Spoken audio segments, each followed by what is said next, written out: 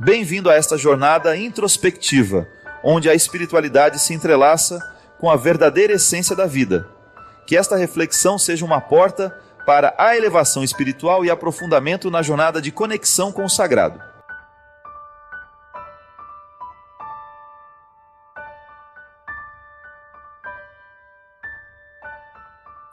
Não há harmonia o tempo todo.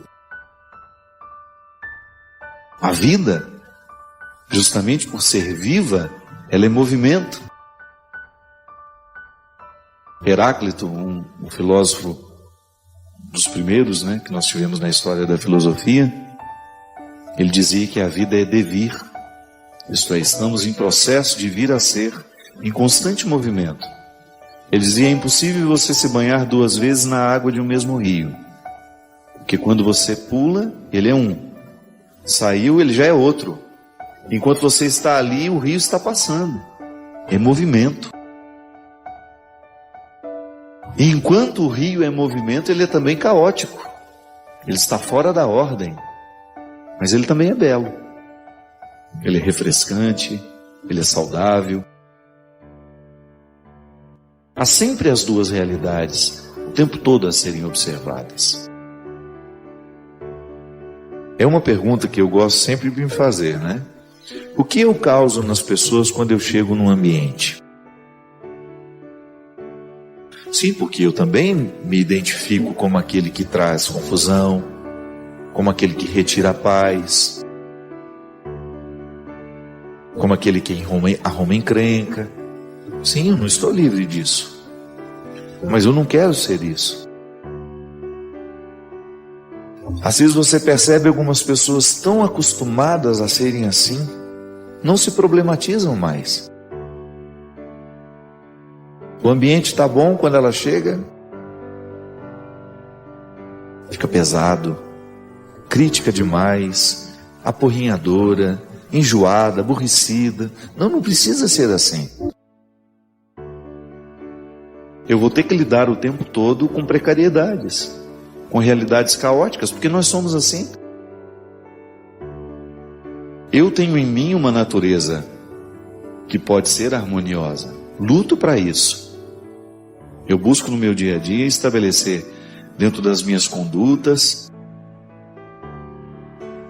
dentro da agenda do dia, eu procuro colocar o meu autoconhecimento, a oportunidade de aprender a lidar comigo, para que cada vez mais eu saiba conhecer os meus mecanismos, o porquê que sinto assim, porquê que sou indeciso, porquê que tenho facilidade de me irritar com aquele tipo de realidade, com aquele tipo de estímulo. Vou fazendo o meu dever de casa, mas eu não deixo de ser caótico. Eu caminho na direção de uma harmonização de tudo isso, mas o tempo todo eu me experimento caótico. Às vezes nós nos tornamos pessoas pesadas para os outros porque nós não temos sensibilidade de perceber que estamos assim, que estamos acostumados a ser assim. De tudo reclamamos, para todos reclamamos. Perdemos já não temos mais a percepção do quanto que nós reclamamos. E é claro que nós, sendo assim, nós nos tornamos um peso para o outro. Porque ninguém gosta de ficar ao lado de uma pessoa que reclama o tempo todo. Ou então nós nos tornamos fofoqueiros e já achamos natural fazer fofoca o tempo todo, comentar da vida alheia o tempo todo. Chegamos num ambiente, não provocamos outra coisa senão a fofoca. Não provocamos bons frutos, o que é lamentável. Nós desperdiçamos a oportunidade de transformar o ambiente com a nossa vida, com o nosso jeito de ser. A vida é assim. A vida tem contrários, como bem diz a canção. O direito tem um avesso, o de graça tem seu preço. E eu preciso identificar no meu dia a dia todas essas realidades, compreendê-las e absorver o que é favorável de tudo isso. que às vezes a gente tem uma tentação de pensar que o contraditório não pode nos favorecer. Pode sim. Quando eu experimento a minha contradição, quando eu experimento a minha hipocrisia, quando eu experimento a minha transgressão, ali eu tenho a oportunidade de aprender boas regras. Na minha fraqueza é que sou forte, São Paulo dizia. É o discurso da contradição. Eu sei que você vive os mesmos desafios que eu, que nós somos iguais. Podemos até estar em estágios diferentes, mas em algum momento da vida nós já fomos iguais. Tivemos os mesmos medos, nos alegramos pelas mesmas causas e enfrentamos os mesmíssimos desafios. E um deles é este: nós conseguirmos extrair de nós, conseguir arrancar lá do fundo dessa humanidade tão machucada a coragem para que o Evangelho se torne uma realidade muito viva em nós. Eu acredito que quanto mais maduro a gente fica, maior é a nossa capacidade de conviver com os contrários da vida, mesmo porque eles estão por toda parte. Se tem uma coisa que a gente precisa perder naturalmente, é a visão ingênua das coisas. A primeira visão ingênua que a gente precisa vencer é de que tudo será como a gente quer que seja, né? Começa por aí. Já é um salto de maturidade quando a gente descobre que não, o mundo não vai girar, as coisas não vão ser do jeito que a gente imagina que tem que ser. Toda a realidade está imersa num processo vivo que dá a ela uma característica de ser também caótica. É essa oportunidade diária que nós temos de oferecer ao outro o que Cristo já fez no nosso coração. As barreiras que Ele já derrubou dentro de nós, ou tudo aquilo que nós já conseguimos alcançar de nós, por força do empenho diário, de poder escolher entre aquilo que nos foi dado geneticamente e aquilo que nos foi condicionado socialmente. Esse espaço de escolha como uma oportunidade maravilhosa de você trabalhar o seu temperamento, de você vencer os obstáculos que você tem na sua história pessoal, que lhe foram dados por outras pessoas. E a maturidade é justamente quando você começa a compreender o mundo sem as ilusões de que tudo será harmonioso. Vencer essas ilusões, essas compreensões infantis, primárias em nós, é tão fundamental até mesmo para a gente estabelecer bons relacionamentos, né? Você precisa partir do princípio de que você pode amar uma pessoa, que você pode estabelecer um vínculo com ela, mas que não será perfeito. O único amor perfeito que existe é aquela rosinha que existe nos jardins. É o único que a gente conhece. Todos os outros são marcados por qualidades e limites. E só é possível viver o amor, viver os relacionamentos, bons relacionamentos, se a gente tiver essa consciência iluminada de que não serão perfeitos. Aqui, hoje nós estamos falando que muitas vezes o nosso amor pode ser fruto da nossa carência. É disso que Jesus fala. Quando eu não sou livre para amar, quando eu estou amarrado às minhas necessidades, eu quero amar para ser amado também. Eu quero amar para ser admirado pelo outro. Eu quero fazer um gesto de caridade para que isso possa repercutir e os outros venham me admirar. É toda uma preocupação com a exterioridade. O amor que eu amo tem que primeiro agir nas dimensões mais profundas da minha vida. Lá onde tudo é bastidor. Lá onde não existe publicidade. Nós estamos justificados o tempo todo. A gente finge ser cristão o tempo todo. e fingimos bem. Expulsamos, rejeitamos. Você acha que eu não observo isso em mim todos os dias? Sem medo de reconhecer aqui para você. Tantas vezes eu sou hipócrita, porque não sou capaz de fazer as mesmas escolhas de Jesus, porque não sou capaz de reconhecer o que de fato precisa de mim. Onde é que eu preciso exercer a realeza de Jesus? Sem vaidade, sem excessos, sem prepotências, sem arrogâncias. Até mesmo nas ideias. Porque isso é interessante, minha gente. Quando uma pessoa tem esse Deus vivo, natural em si, ela agrega naturalmente para perto dela muitas outras pessoas que querem viver a mesma experiência. Aí você entende o porquê que o Evangelho é contagioso. Que uma pessoa verdadeiramente convertida ao Evangelho, ela se torna um atrativo, não no sentido de superficial de ser uma atração, não, mas de provocar a atração, de ser um ponto de convergência. Sim, nós experimentamos muito isso dentro da nossa casa. Quando você identifica que existem algumas pessoas, geralmente é o pai, a mãe, ou uma tia, uma avó, alguém que tem essa força, esse carisma de agregar. Como Deus se utiliza dessas pessoas para harmonizar situações difíceis, criar paz num contexto de dificuldades, de ser aquela pessoa ponderada, que nos ajuda a entender o meio termo. Essas pessoas são fundamentais na vida humana.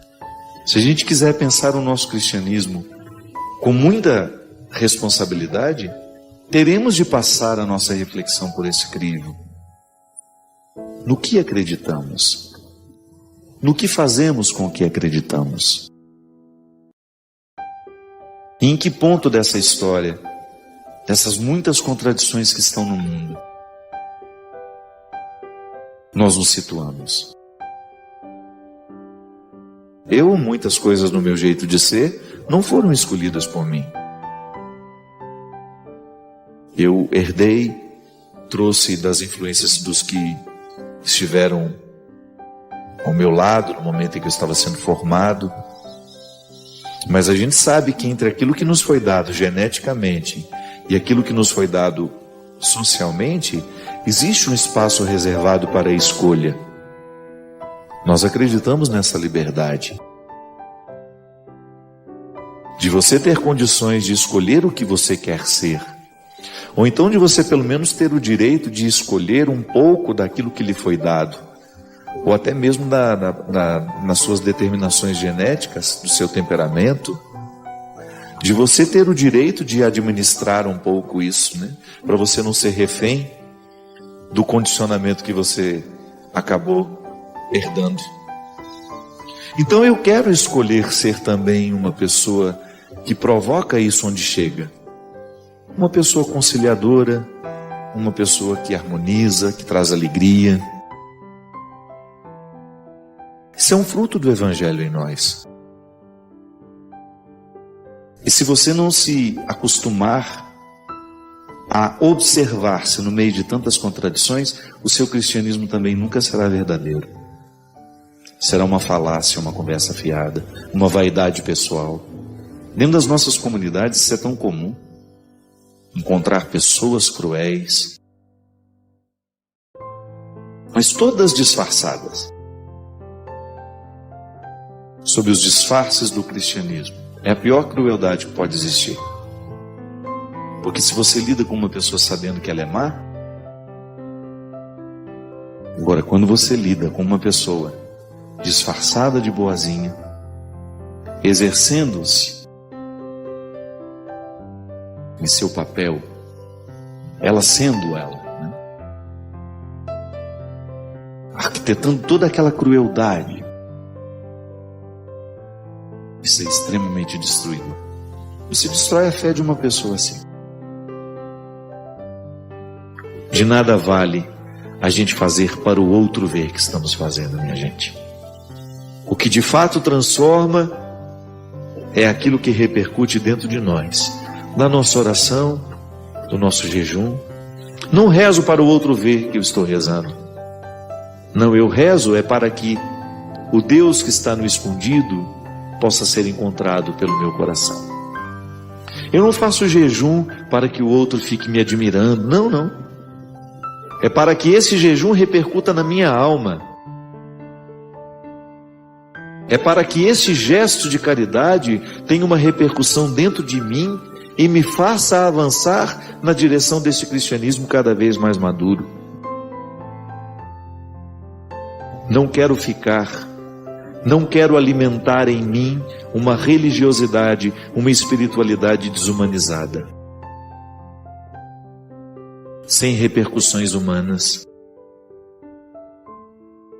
Não faz sentido. Este Deus que eu preciso buscar está no escondido. O cristianismo, minha gente, nos coloca educação, nos coloca gentileza.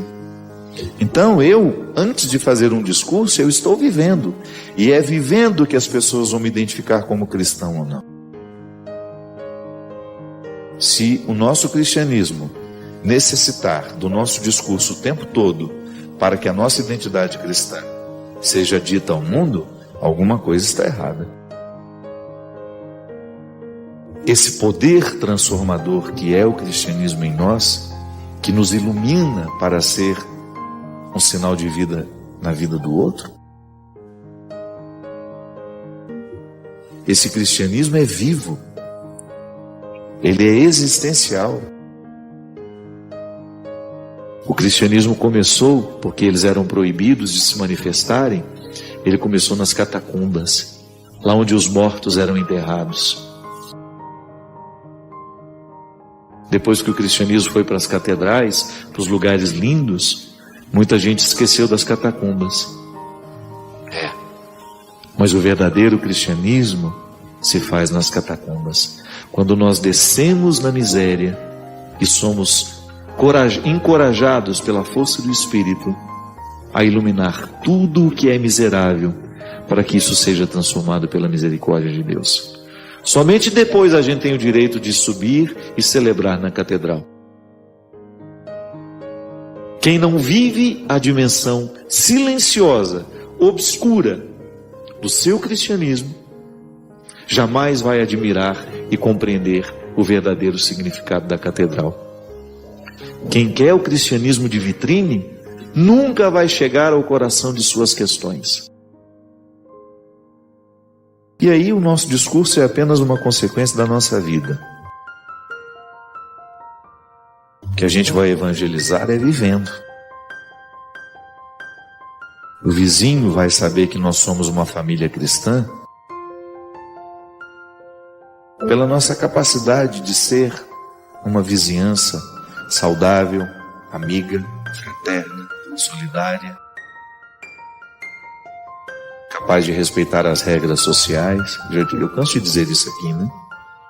Quando eu ponho fogo no meu quintal, além de prejudicar o meio ambiente, eu estou prejudicando a saúde de quem mora do meu lado. Quando eu ponho um som alto na minha casa, eu estou desconsiderando que de repente possa ter alguém precisando descansar do lado, que não gosta da mesma música que eu.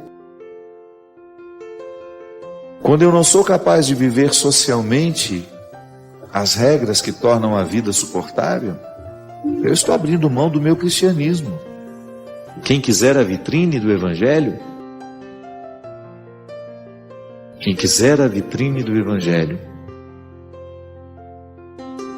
quem fizer questão desta vitrine, vai perder a oportunidade de descer aos porões de si mesmo. E jamais será um ser de verdade.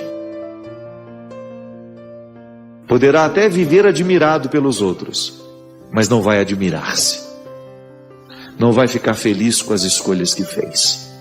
Porque, em última instância, o que nos realiza não é o reconhecimento que o outro nos oferece, mas é aquele que, à luz do Espírito de Deus, a gente se oferece.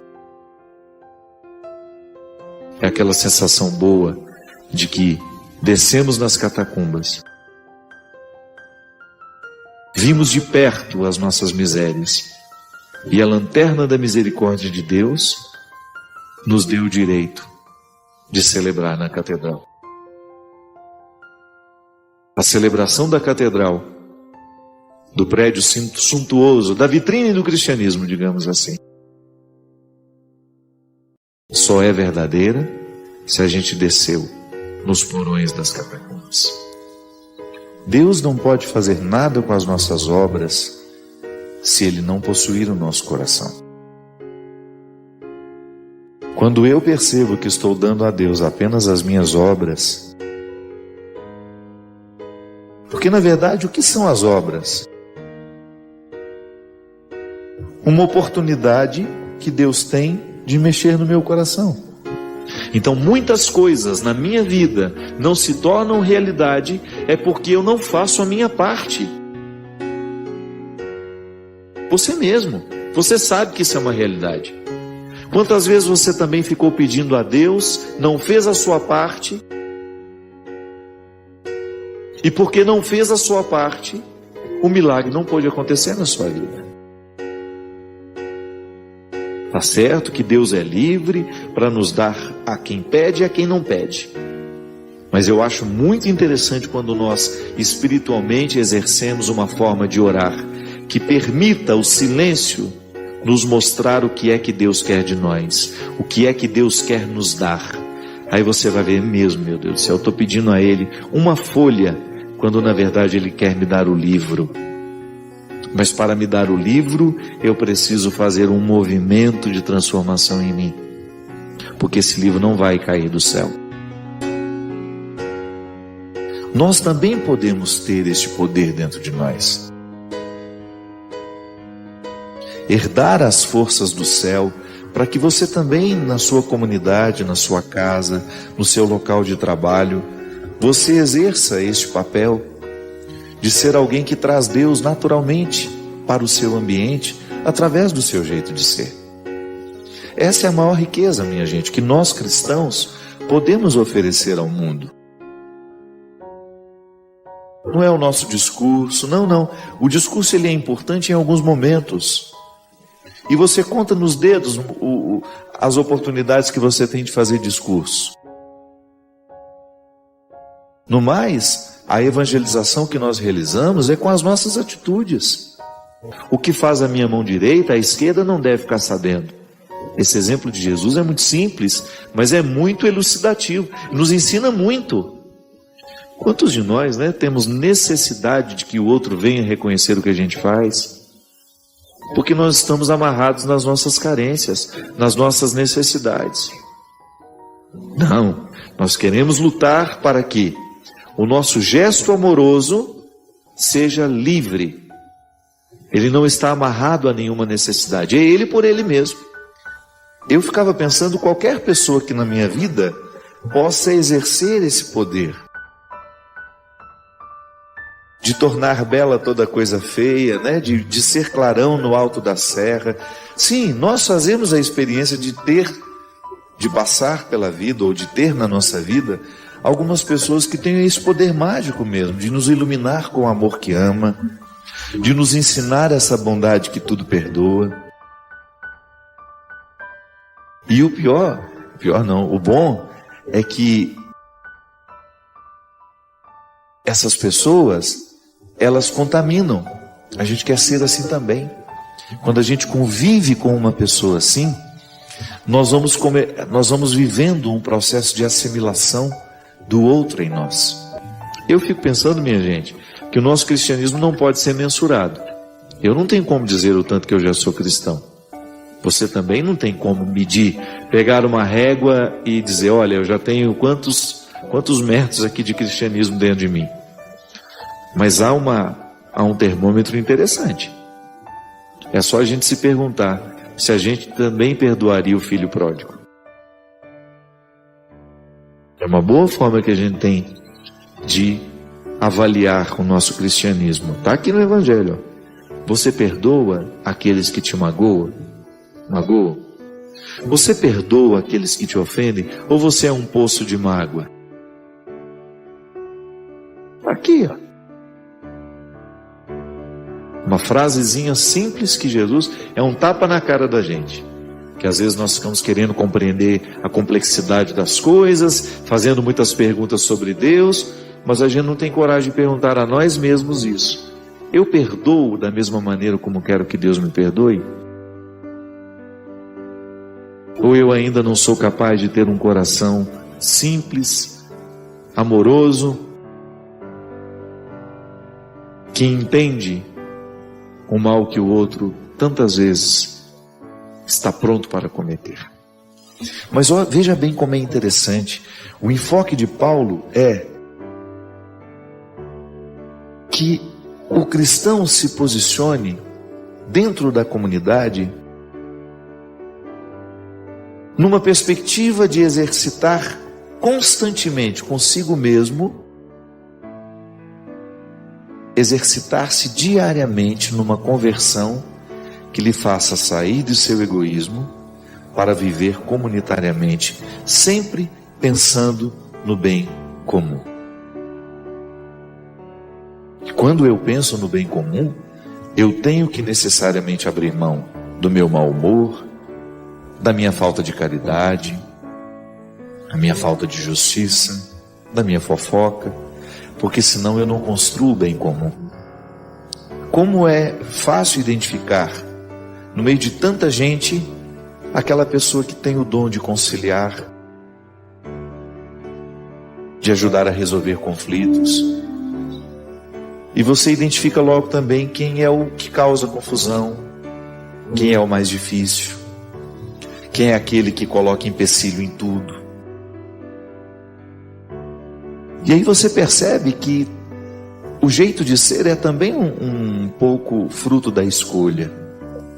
Sim, que com o tempo nós vamos perdendo a capacidade de reconhecer o que verdadeiramente nos salva. O que me salva são as forças do meu batismo. Eu estou aqui, com todas as sementes da salvação dentro de mim. Eu só preciso fazê-las florescer. Às vezes na nossa oração nós fazemos a mesma coisa.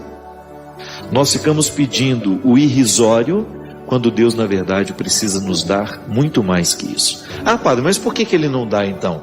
Sabe por quê? Porque quando eu estou preso no meu querer, eu não consigo mover a minha vontade para que o agir de Deus aconteça em mim.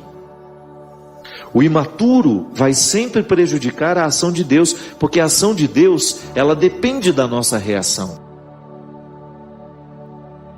Porque Deus quis que fosse assim. Deus pede o agir humano, sempre. Até para abrir o mar vermelho, o povo teve que colocar o pé na água. Quando Moisés estava apavorado, sem saber como iria fazer para atravessar aquele mar, ele corre lá. O que Deus diz para ele? Ah, peraí, Moisés, eu vou resolver seu problema. Não. Ele dá uma ordem. Fala para o povo caminhar. Fala para que o povo continue caminhando. E somente na hora que aquele povo começou a colocar os pés na água, é que o mar se abriu. O povo precisou fazer a sua parte. O povo precisou manifestar a sua confiança. O povo precisou exercer a sua vontade. Nós queremos a libertação. Então, ao colocar o pé na água, o agir de Deus se tornou uma realidade. E é por isso que a conversão será sempre para nós um exercício de deixar de lado as situações que nos privam de nós mesmos. Porque só quem está na conquista diária de si mesmo vai saber oferecer-se a alguém. Caso contrário, se não houver essa busca pessoal por ser de si mesmo, nós não teremos condições de nos oferecer a alguém. E nós não saberemos entender essa liberdade cristã. uma palavra errada que você diz a um filho, uma palavra errada que você diz a alguém a quem você tem autoridade afetiva sobre ela. Eu, como padre, é um perigo eu machucar definitivamente o processo de fé de uma pessoa por causa de uma palavra cruel que eu posso dizer. Sim, e também o outro na minha vida. Palavra machuca. É a coisa mais preciosa que nós podemos ter na vida, é a palavra. Mas ela pode matar, mas ela também pode fazer viver. Um carinho pode matar, pode, se ele for mal intencionado, se ele for abusivo, se ele for desrespeitoso, se ele estiver quebrando uma inocência. Tudo nos é permitido, mas nem tudo nos convém. Por que nem tudo nos convém? Porque se eu identificar que aquele comportamento, que aquela escolha vai me prejudicar na minha relação com a minha família, com a minha casa, com aqueles que diretamente estão ligados a mim, por amor a eles, eu preciso não aceitar. Eu preciso retirar da minha história. Livre-se. Livre-se do cristianismo de vitrine. Não transforma ninguém. Queira o cristianismo que te coloca uma única lanterninha na mão, que é a misericórdia de Deus, para você ter condições de descer ao porão das suas necessidades, dos seus pecados, das suas misérias. Não se iluda com a vitrine, lá onde você está bonito, iluminado e admirado pelos outros. É lá no fundo, é no calabouço. O cristianismo é um movimento que nos faz descer as escadas. Quanto mais eu desço essas escadas, mais eu vou conhecendo as estruturas da minha vida. E volto a dizer, quando nós vivemos os benefícios dessa transformação que o Evangelho nos traz, aqui inclusive tem uma passagem que eu gosto muito.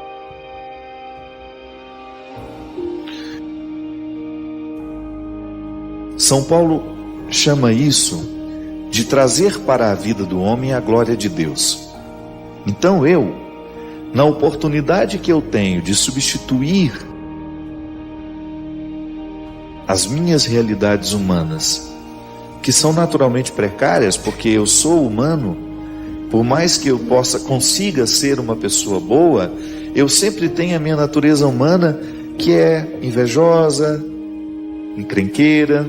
Então eu tenho um contexto de realidades humanas que eu preciso administrar o tempo todo. Mas a minha vocação cristã me coloca na possibilidade de ter essa glória de Deus em mim.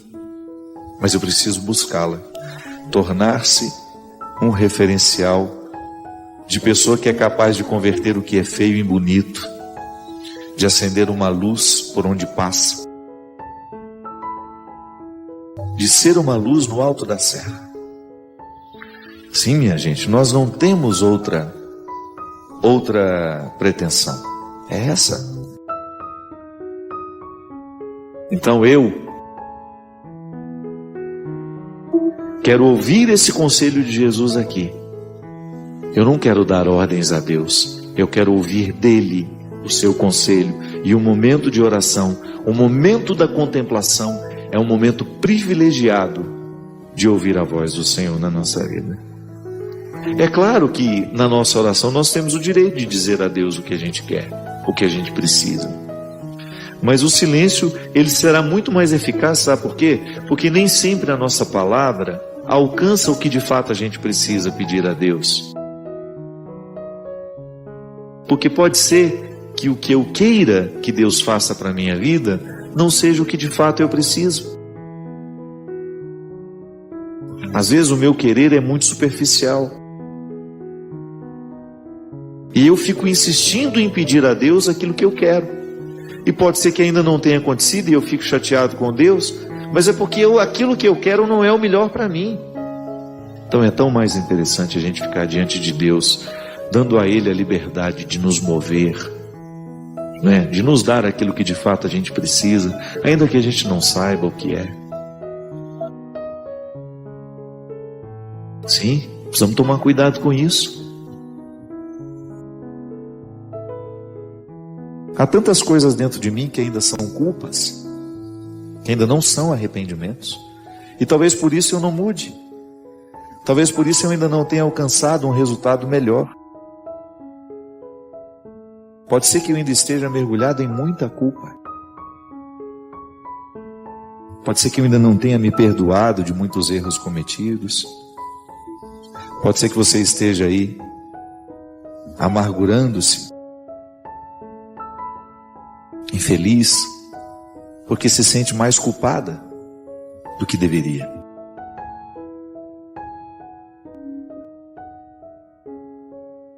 Talvez não deveria sentir-se nem, sabe, não permitir mesmo a culpa.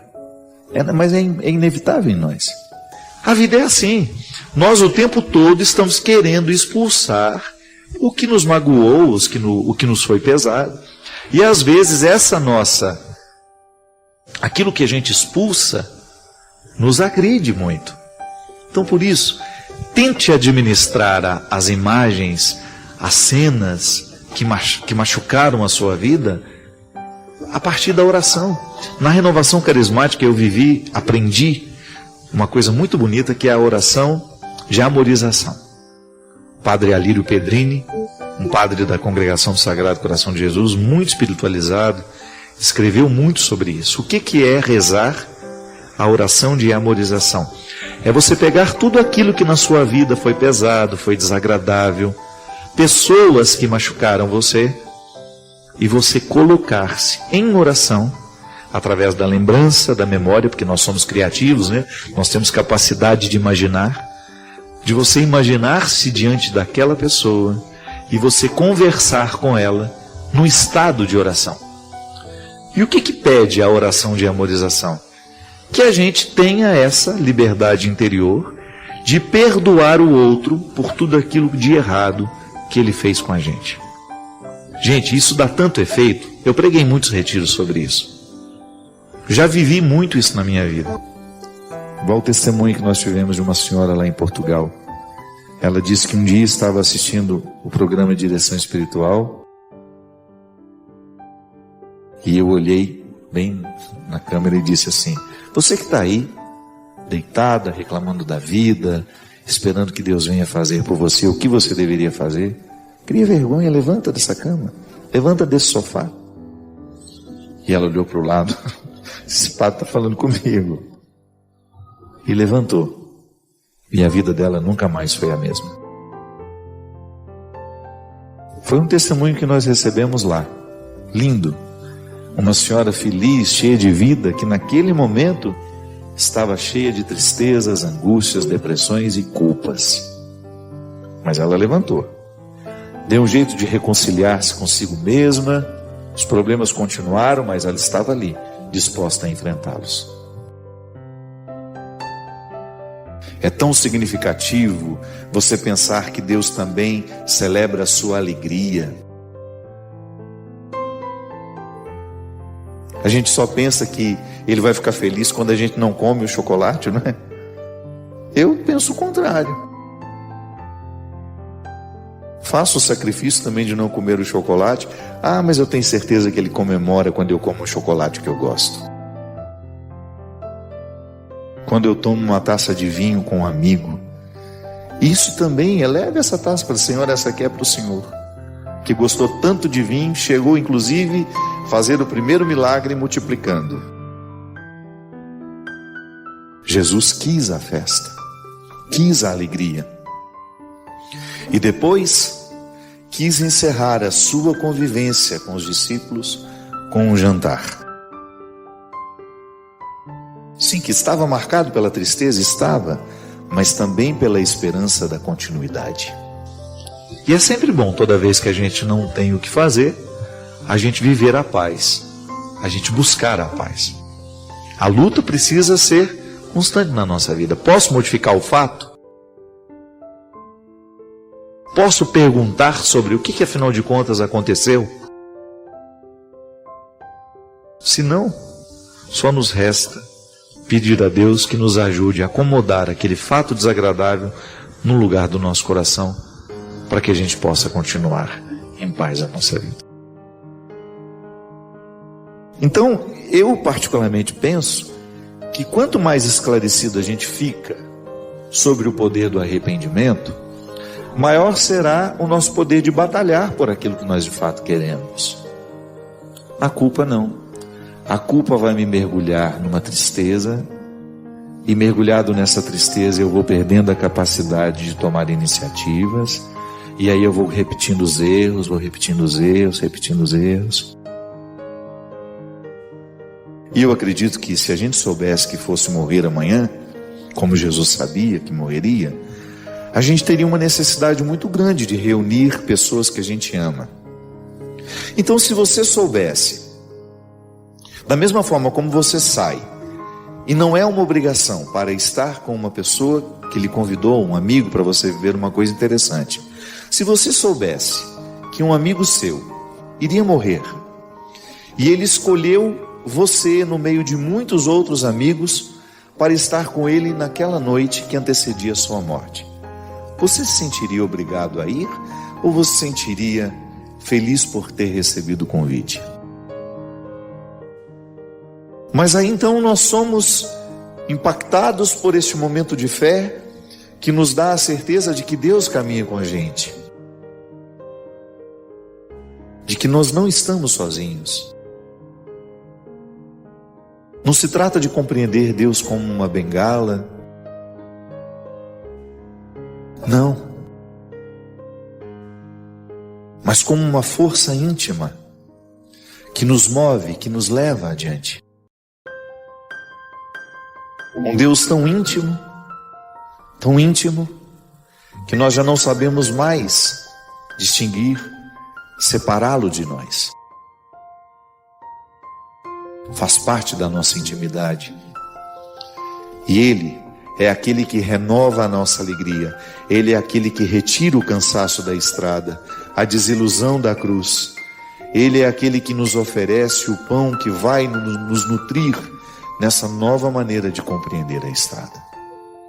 Viva o mesmo desafio. Liberte-se de tudo que lhe faz ser culpado e aceite as portas que lhe encaminham à dinâmica dos seus arrependimentos. Porque arrependido estando, você pede perdão, você procura o que precisa ser procurado, você muda a atitude. Tudo porque sabe que se essa mudança é realizada, o arrependimento atinge o seu ponto final, o seu resultado. E nenhuma culpa fica para contar a história. Porque depois que o coração está arrependido, todas as culpas, as mágoas, os ressentimentos são naturalmente varridos pela misericórdia de Deus. Sim, Deus não livrou. A dimensão humana de Jesus estava ali presente. Ele não foi livrado do medo de morrer. E ele resolveu reunir os amigos. Dois momentos que eu acho significativos demais. O primeiro milagre de Jesus, ele não curou um cego, ele não curou um doente, ele não curou um surdo, um leproso, ele não ressuscitou um morto, não. Ele multiplicou o vinho. Ele não queria que a festa terminasse. Em outras palavras. Não é? Por isso que nós não temos o direito de pensar uma religião sem alegria, sem o bom humor, sem a festa, sem a comemoração. Nós não podemos limitar o nosso cristianismo a um dolorismo, um sofrimento eterno, meu Deus. Esse Deus que só quer o nosso sacrifício. Não. Eu vi como nós temos gente machucada porque ficaram privadas de conhecer o Deus amor que nós conhecemos. É tão libertador o contato que nós fazemos com este Deus amor. Nós nunca mais seremos os mesmos. E nós não perderemos a oportunidade de contar isso aos outros, sem pieguismo, sem enjoamento, viu? Porque também não adianta. Você vai contar uma notícia tão boa com a cara emburrada, ele não vai acreditar que você não vai falar, no que você vai falar. Tem que ter humor, tem que ter amor, tem que ter leveza. Se você vai dar ao outro uma notícia bonita, capricha na forma, capricha no formato. Nós precisamos comunicar esse Deus amor, sim, que dá ao outro o amparo para ele ser quem ele é. São ritos humanos que nos ajudam a entender os ritos litúrgicos. Sim, porque toda vez que eu peço a Deus perdão pelos meus pecados, eu estou liturgicamente fazendo aquilo que ao longo do meu dia a dia eu também faço. Quando eu magoo alguém e eu peço perdão pelo que fiz, e o outro me concede o perdão, mergulha-me nas abluções do seu amor misericordioso, lava-me. Sim, o amor humano tem o poder de lavar, de perdoar, de redimir, e também para aparar as arestas de tudo aquilo que o priva de ser quem ele é. É um Deus amor, um Deus que nos leva no colo, que está disposto a nos perdoar, a nos encaminhar e ajudar-nos na dinâmica do arrependimento. Porque isso é muito lindo. Porque estou arrependido, estou disposto a dar o passo na direção desta mudança. Aliás, eu fico pensando que uma característica nossa, né, da nossa época, do nosso tempo, é a necessidade que a gente tem de deitar num divã para poder contar os nossos problemas. Sim, eu não sou contra isso não. Eu acho que a terapia é um processo necessário na vida de muitos de nós. Mas eu também não me esquivo de pensar que às vezes esse excesso de divã é falta de amizade. A gente se cura tanto quando nós temos bons amigos. Alguém precisa saber de nós. Ainda ontem um amigo à mesa falava isso. Alguém tem que saber da gente. Eu não estou falando um saber aparente, não. Alguém tem que nos conhecer de verdade. Com alguém a gente tem que ter se aberto. Com alguém a gente tem que ter descortinado tudo. Ainda que seja uma única pessoa. Porque isso é terapêutico. Falar a verdade é terapêutico.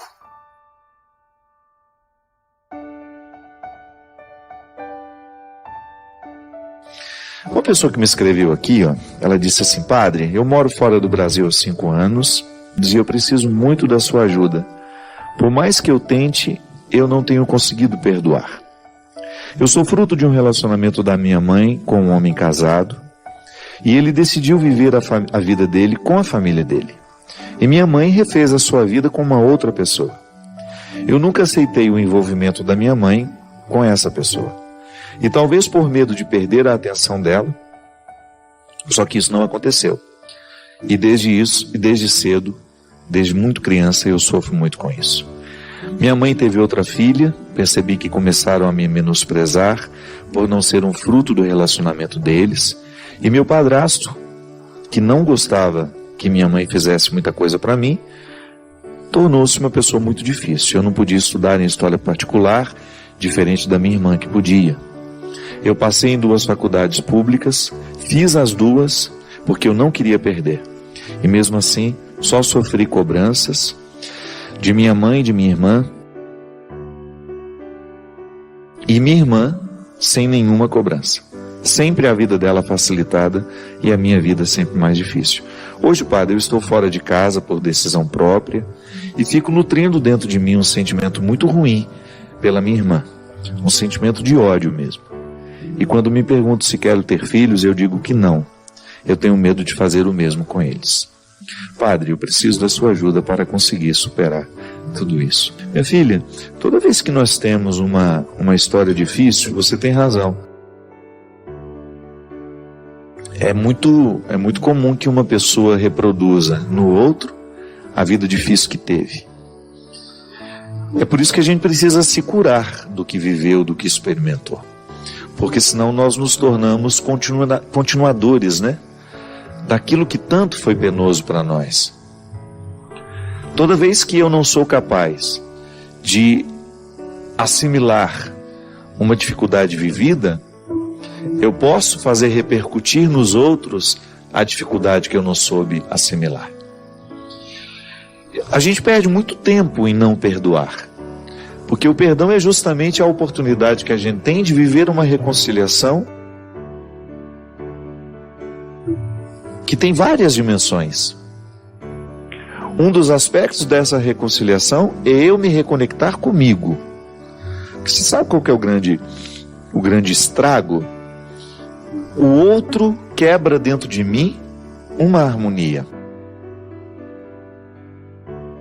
Pode ser que você esteja pensando que a sua falta de harmonia seja com a sua irmã. Não. É muito mais profundo. A sua falta de harmonia com a sua irmã é uma consequência da harmonia que a sua irmã conseguiu quebrar dentro de você.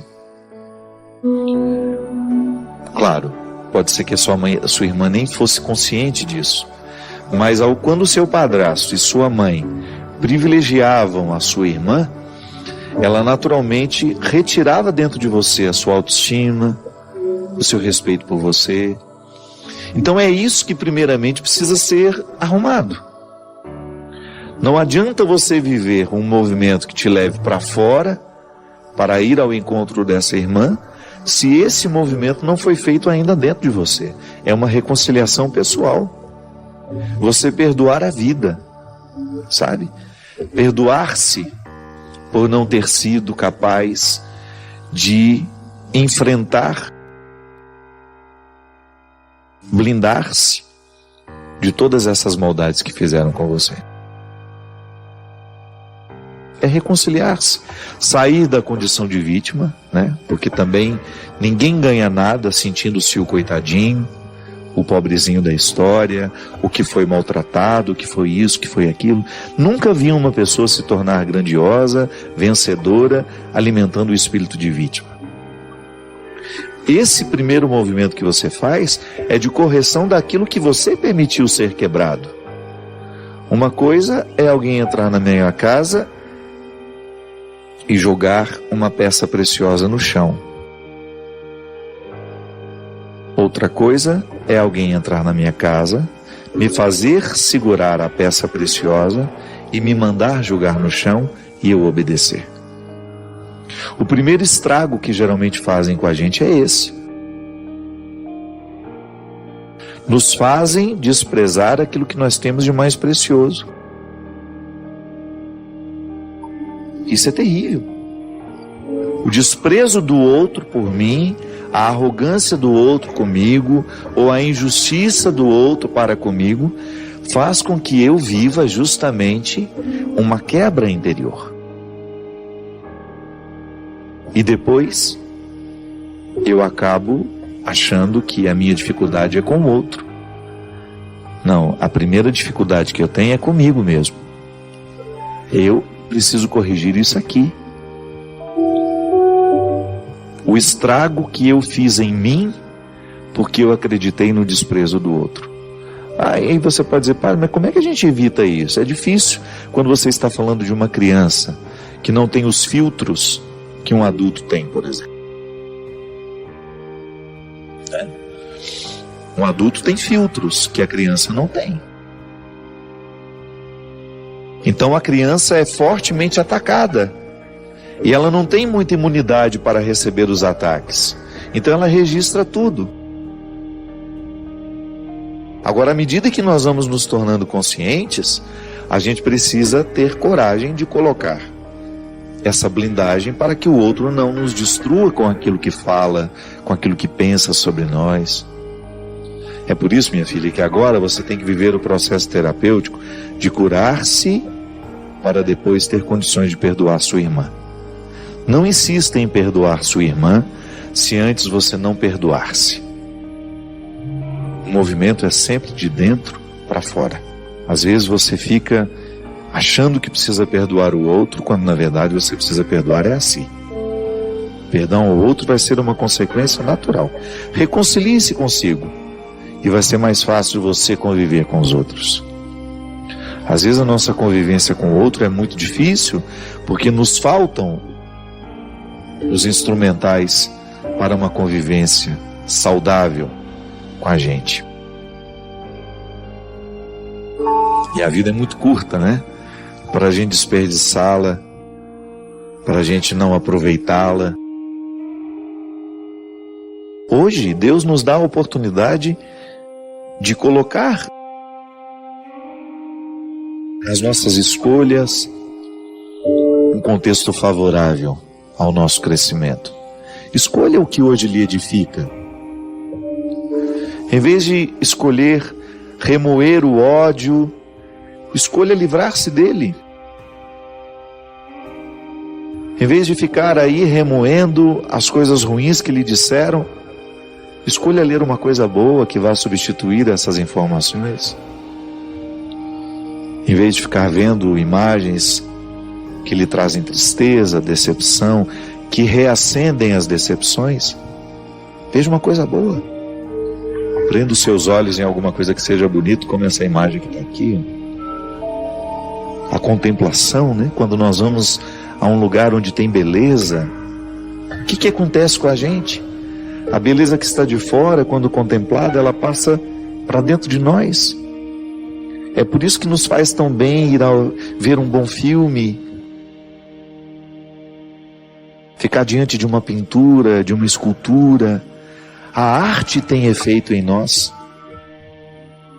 O que está de fora harmoniza o que está de dentro.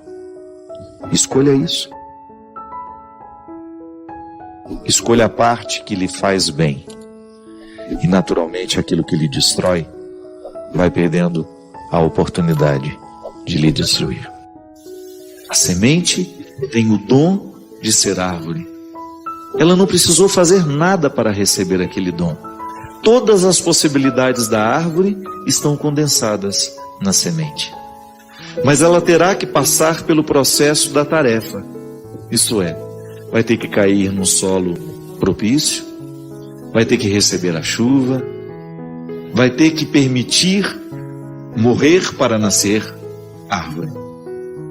Essa é a tarefa da semente. E que nós muitas vezes ajudamos a cuidar. Se você quiser uma árvore na sua casa, você planta desde pequenininha e você vai trabalhando aquela semente que foi plantada para que ela venha ser a árvore que ela pode ser. Todos nós somos dotados deste dom. Eu nasci para ser livre. A liberdade me foi concedida como um dom irrenunciável.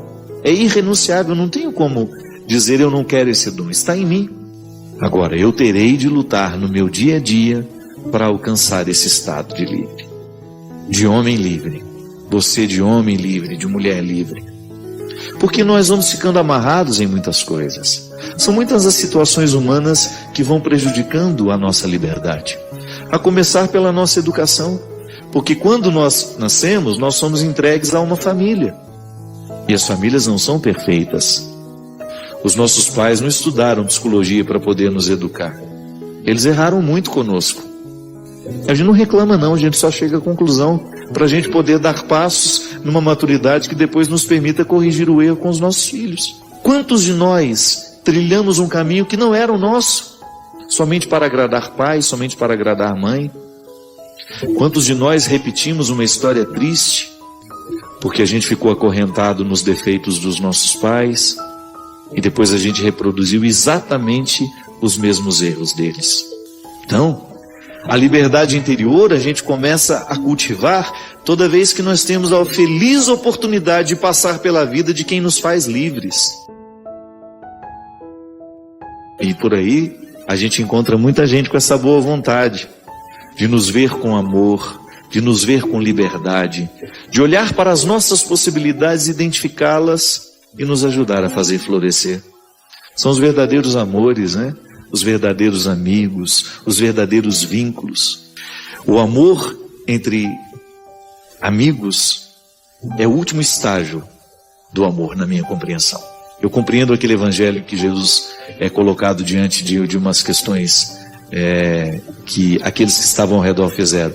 Jesus, a mulher é casada com esse, depois que ele morre, ela casa com o irmão dele. Quando esse povo morrer todo, de quem que ela vai ser esposa? E Jesus disse que isso não é importante mais. Eu acredito que no último estágio do amor é a fraternidade. Pai e mãe experimentam isso com o passar do tempo, quando a mãe deixa de exercer o papel de mãe na vida do filho, quando ele não precisa mais daqueles cuidados que ele precisava antes, a relação vai modificando, vai virando amizade. Até o casamento é assim. Com o tempo isso vira uma amizade bonita. Todos aqueles calores da sexualidade já estão acomodados, né? Tomara que dure bastante no seu casamento, né? Mas você pode ter certeza que o que vai segurar a relação ao final é essa fraternidade que se estabelece. O amor um pelo outro, o respeito, a admiração. Então, toda vez que passa pela nossa vida um amor fraterno, verdadeiro, sem os interesses da sexualidade, toda vez que você é olhado de maneira fraterna por alguém, ele extrai o que você tem de melhor e você fica mais livre. Tão bom a gente ser olhado com esse olhar que liberta a liberdade interior que a gente tem. Pessoas que nos fazem livres, porque tem algumas que são especialistas em nos aprisionar, não é? Basta olhar para a gente. Tem tanta expectativa no olhar dela que a gente não suporta o peso do olhar. Há algumas pessoas que às vezes dizem: você não gosta de mim? Você escuta muito isso, né? Não é que a gente não gosta, não. É que o outro nos olha com tanto peso que a gente não tem muito prazer de ficar perto. A gente precisa se educar para que a gente seja um promotor de liberdade interior do outro e naturalmente a gente promova essa liberdade em nós também. Porque é muito triste ser amarrado nas suas necessidades, nas suas mazelas. Jesus era especialista em quebrar o poder das cadeias que impediam aquelas pessoas de serem elas. Quanto mais livre você for, maior será a sua capacidade de amar, maior será a sua capacidade de ser mãe, sem ser vítima dos seus interesses, de você olhar o seu filho como alguém totalmente diferente de você. Porque às vezes, porque não somos livres, nós queremos que os nossos filhos sejam exatamente aquilo que a gente gostaria que eles fossem. Isso não é amor, não, isso é projeção. Minha gente, nós não podemos perder tempo em ficar amarrados. Nós não podemos perder tempo em ficar amarrados nos nossos erros, nas nossas mazelas, ou naquilo que a gente já conseguiu alcançar de nós. Porque às vezes a gente fica acomodado, né? Não tem qualidade de vida. Toda vez que eu fico limitado àquilo que eu já alcancei de mim, a minha vida vai perdendo a graça. O bom é eu sentir que eu estou cavando dia a dia, é que eu estou fertilizando dia a dia a semente do meu ser, para que eu venha florescer e trazer todas as minhas possibilidades. Marcas do que se foi, sonhos que vamos ter. Sempre a gente precisa articular o que se foi com aquilo que a gente ainda vai ter. A vida fica muito mais bonita quando a gente consegue administrar com sabedoria essas duas realidades, o passado e o futuro. Mesmo porque o presente, esse momento que nós temos agora, é a articulação de dois tempos, um que eu não tenho mais e o outro que eu nem sei se terei. Então essa sabedoria, me colocando na possibilidade de ver o meu tempo presente como uma oportunidade de fazer valer o passado que eu tive, com todas as dificuldades, com tudo aquilo que me foi penoso, e ao mesmo tempo não permitir que o que me foi penoso me impeça de sonhar um futuro melhor. Você que participa da minha vida de maneira tão direta, você que me acompanha, você que é meu amigo, eu tenho refletido cada vez mais no conceito de amizade, enquanto um vínculo que nos fraterniza, que nos coloca, ainda que a gente não participe da vida um do outro no dia a dia. Quando nós identificamos pessoas que estão articulando sonhos semelhantes aos nossos, num tempo onde tem tanta guerra, onde tem tanto desentendimento pelo mundo afora, a gente encontrar pessoas que estão fazendo o seu esforço pessoal de estabelecer pontes ao invés de quebrá-las, de não permitir que o preconceito nos afaste uns dos outros, que o preconceito nos impeça de conhecer pessoas que às vezes a gente julga mal. Num tempo onde o mundo tem sido tão cruel, a gente diminuir a crueldade no espaço que nos é possível. Você identificar pessoas que estão fazendo isso também. Isso gera uma amizade, uma fraternidade cristã, ainda que um outro esteja lá na Indonésia e eu aqui no Brasil. Saber que aquele homem que ama numa língua diferente, com costumes diferentes, está buscando os mesmos ideais que eu, me torna amigo dele, ainda que a gente nunca frequente a casa um do outro. Olhar nas marcas daquilo que a gente viveu ao longo deste ano, o aprendizado para aquilo que a gente pode viver a partir de agora. Volto a dizer, a dificuldade do meu ano foi muito grande, mas ao mesmo tempo tão em paz, tão visitado pela esperança, porque é isso que Deus me move a viver. Eu não posso dar testemunho da minha fé se eu estiver desanimado com a vida, por mais tribulações que eu tenha. Talvez você saiba, eu tenha me escutado contar, um dos episódios difíceis da minha vida este ano foi que a minha casa caiu, literalmente. Uma chuva muito forte em Taubaté, a estrutura do meu telhado não foi construída de acordo como deveria ser para suportar, né, um volume de água muito grande. Entrou água por todos os conduítes, eu perdi todo o piso de madeira, perdi os quartos, o teto de gesso da casa toda caiu, desabou. Foi uma coisa muito triste. Eu me lembro que eu estava viajando e quando eu cheguei em casa, a Teca, eu já vi pelo jardim, né? Já vi que alguma coisa muito séria tinha acontecido. Foi no dia 9 de março isso. Quando a Teca me esperou descer do táxi, ela me abraçou já chorando, lembro direitinho como se fosse hoje. Ela me falou assim: por favor, fique calmo com tudo que você vai ver. E quando eu entrei, gente, foi uma visão horrível. De você ver o fruto do seu trabalho, do seu empenho, né? As suas coisas, tudo destruído. A casa, aquela estrutura que até então condensava afeto, que era o seu lugar de descanso, não existe mais. Você não pode dormir, você não pode deitar, você não pode sentar. E de repente a porta da cozinha ficou aberta, e no meio dos destroços todos, daquela destruição toda, daquela sujeira toda, quem me surge correndo pela casa, feliz, sem saber o que acontecia? O Luca, o meu cachorrinho. E foi impressionante como Deus me curou através daquela criatura naquele momento, sabe? Ele com aqueles olhões arregalados, né? Feliz porque eu estava chegando em casa, sem saber o significado daquela destruição, mesmo que ele nem sabia que aquilo estava destruído, né? Ele só queria me encontrar. O amigo dele tinha ficado 15 dias longe, viajando, e estava voltando naquela hora. Ele não tinha a menor intenção de me olhar com algum outro olhar que não fosse a da alegria de me ver chegar. Eu me lembro que eu sentei no chão e abracei aquela criatura e chorei tudo o que eu precisava chorar. E é como se naquele momento Deus me fizesse entender, através do não entendimento do Luca da tragédia, de que a vida pode ser sempre bonita, desde quando a gente encontre um motivo, ainda que seja pequeno, para a gente recomeçar a nossa história. O que é uma casa destruída? Nada, é um prejuízo financeiro, é. O que a gente não pode permitir é que a casa caia dentro de nós. O que a gente não pode permitir é que a estrutura que nos sustenta possa ruir, através dos problemas que a gente enfrenta. Eu não tenho um filho para me abraçar quando eu volto. Talvez você tenha. Talvez você tenha pessoas que possam significar todos os seus desastres, todas as suas tragédias, no momento em que você chega em casa e que te abraça.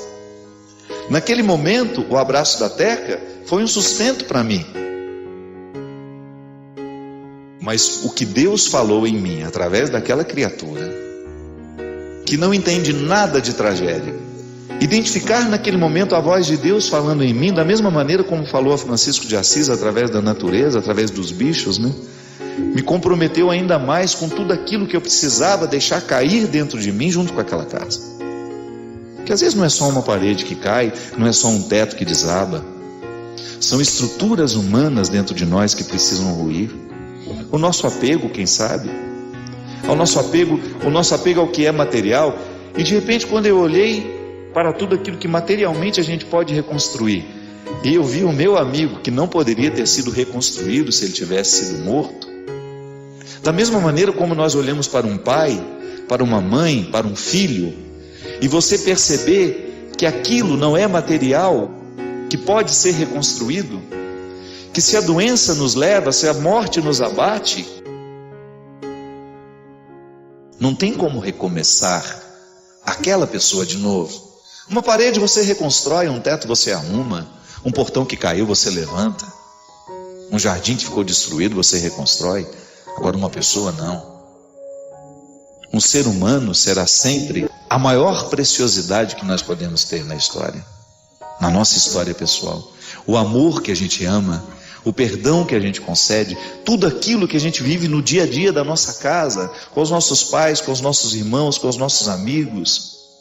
Naquele momento o abraço do Luca, aquele olhar sorridente para mim me dizia só isso: que bom que você voltou, ponto final. Que bom que você está aqui, ponto final. E aí, depois que a gente encontra alguém que nos diz que bom que você está aqui, com o rabinho que balança, ou com uma voz que é possível ser dita, que bom que você veio, que bom que você chegou, que bom que você faz parte da minha vida, então nós estamos no caminho certo, minha gente. Esse ano quero paz no meu coração. Então vamos fazer a nossa parte, né? Quero a paz, então eu vou construir nas pequenas coisas. Eu vou construir nos meus relacionamentos. Eu vou fechar as portas que eu preciso fechar para tudo aquilo que é nocivo para mim. Posso ter coragem de fechar portas, por mais doloroso que seja fechar aquela porta, porque eu sei que aquela porta aberta não me traz paz. É mudança de vida. Fim de ano é uma época maravilhosa para a gente fazer balanço. O comércio faz balanço. O comércio identifica o que dá prejuízo, o que não. E o bom empresário é aquele que modifica o que está lhe causando prejuízo. O bom empresário é aquele que, no momento em que faz o balanço da sua empresa, ou da sua loja, ou da sua vendinha que seja, descobre que ele precisa mudar algumas atitudes no seu jeito de trabalhar, no seu jeito de agir, para que ele não continue amargando o prejuízo.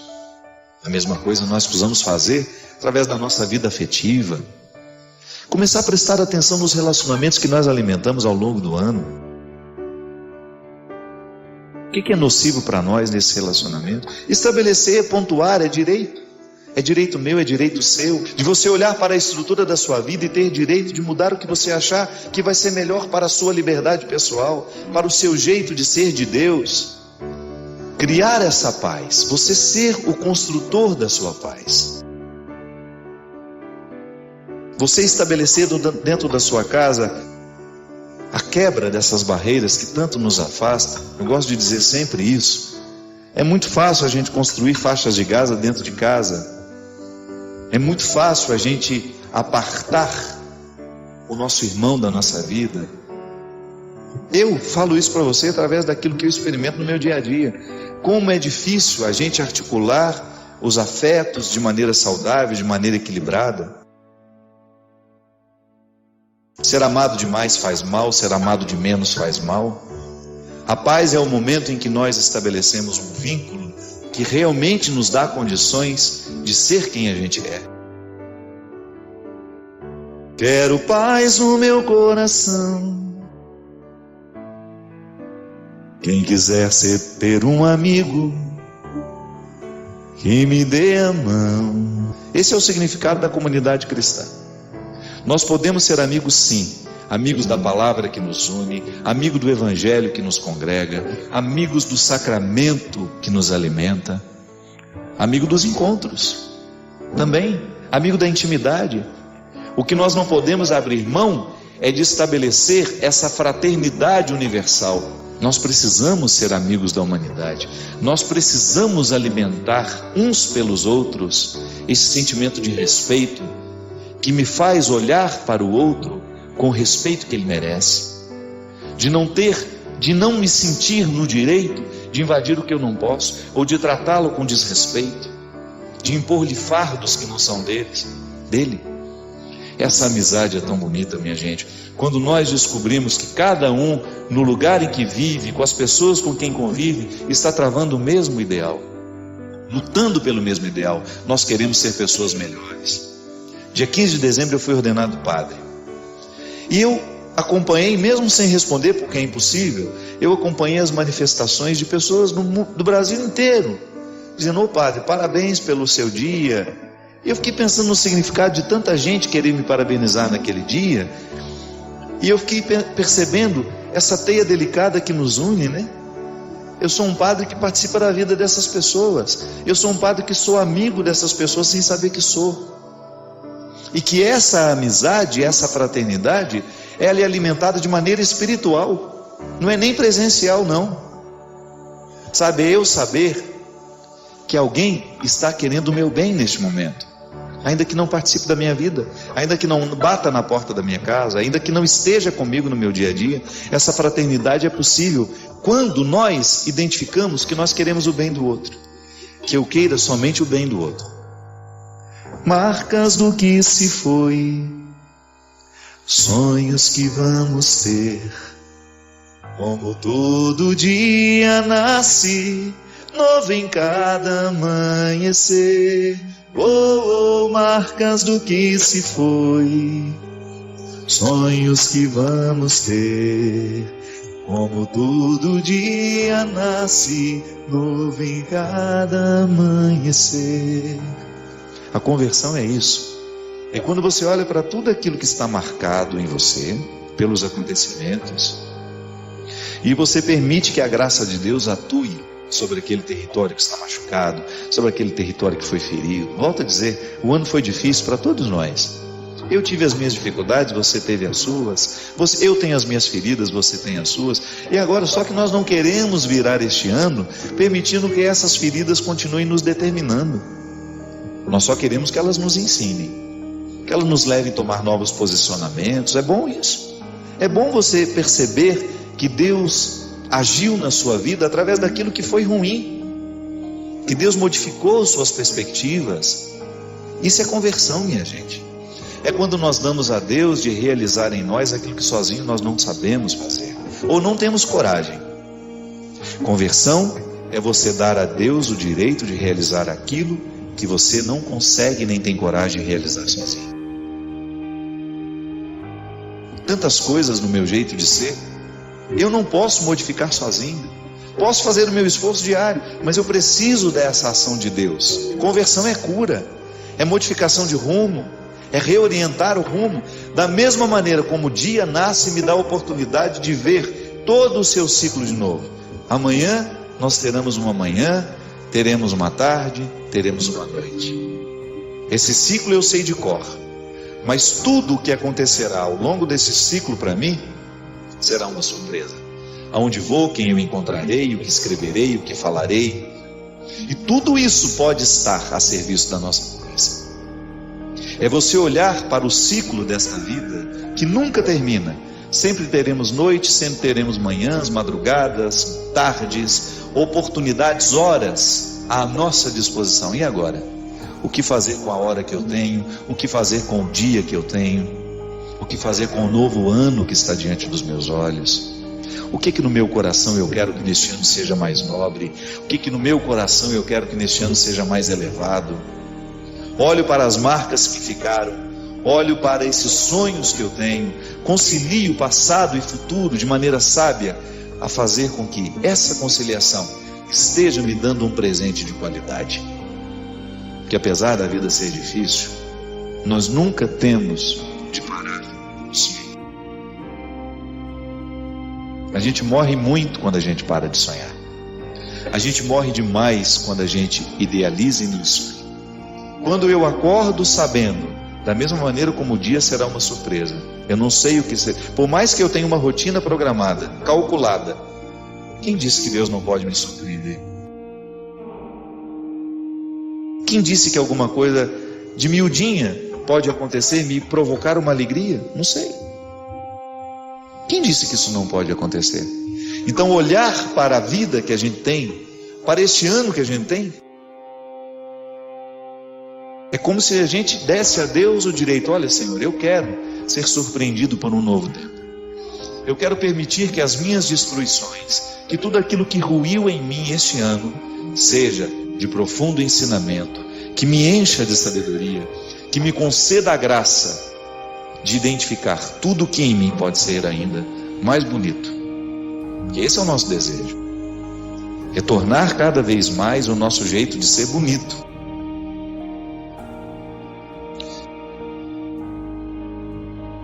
Belo, justo, verdadeiro. A realidade é muito atraente quando ela condensa essas três realidades. Ela é bela, ela é justa, ela é verdadeira. Quando nós nos dispomos a viver o cristianismo, outra coisa a gente não quer, senão permitir que a beleza de Deus esteja refletida em nós, que seja refletida nas nossas atitudes. Como é que um cristão reconhece o outro? Na maneira como se acolhem. Eu posso dizer bonito que eu vivo o evangelho, que eu sou ministro disso, ministro daquilo, eu sou padre, eu sou profeta. Mas se eu trato mal uma pessoa que se aproxima, eu dou um contra-testemunho para ela. Eu gero nela uma descrença do meu cristianismo. E o pior, eu fico descrente de mim mesmo. Que a grande armadilha do diabo em nós é quando ele nos faz ficar presos a essas mesquinharias que desabonam o que nós sabemos do nosso cristianismo.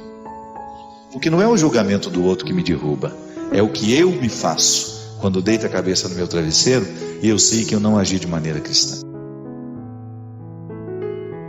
É assim, minha gente, cada vez mais permitindo que essa luz chegue na nossa consciência, transforme radicalmente o nosso jeito como olhamos para nós, o jeito como olhamos para o outro, essa luz que inunda o nosso quarto, retirando tudo aquilo que é penumbra, que nos faz tropeçar no meio do escuro. Quando o quarto está escuro demais, é um perigo andar nele, a gente tropeça, a gente pode se machucar. Uma mente que não está iluminada por Deus, ela se machuca o tempo todo. Por quê? Porque lhe falta essa luz que lhe orienta, que lhe permite andar com segurança. E Deus ilumine cada vez mais a nossa consciência. Esse é o projeto de vida que nós precisamos ter para 2015. Que a nossa consciência esteja cada vez mais iluminada, para que Deus nos dê condições de reconhecer onde é que nós erramos, onde é que nós somos mesquinhos, onde é que nós não estamos agindo de maneira bela, justa, verdadeira. Aí sim nós estamos adentrando o ano como todo cristão precisa adentrar. A responsabilidade que nos coloca semeadores da vida que queremos colher. Por isso, seja honesto. Olhe para as sementes que você tem semeado na sua vida, olhe para as sementes que você tem semeado na vida do outro. E perceba se essas sementes vão gerar coisas boas ou vão gerar coisas ruins. Porque esse milagre Deus não faz não, viu? Se eu semeio coisas ruins,